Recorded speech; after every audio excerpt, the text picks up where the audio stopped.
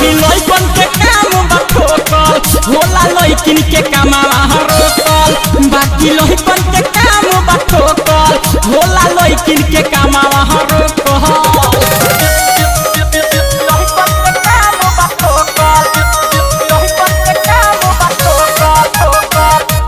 Presented by Ragini Music.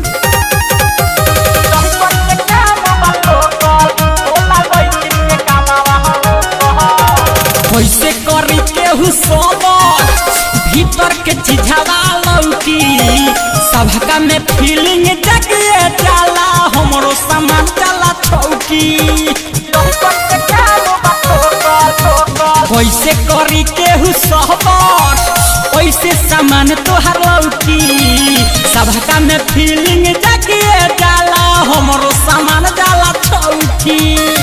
हमार धन हटे चोलब देखा के पीछे न पड़ा बाबू पगला के हमार धन हटे चोलब देखा के पीछे न पड़ा बाबू पगला के आज लेके हो गिरी न हो खल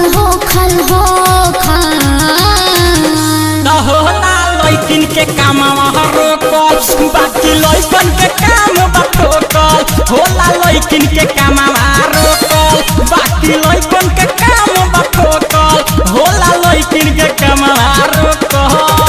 राज रिकॉर्डिंग स्टूडियो महाराजगंज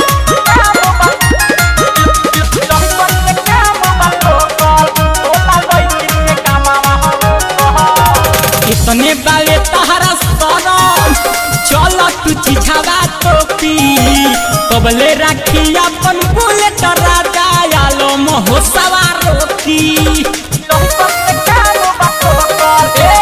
इतने बाले तहरा सरम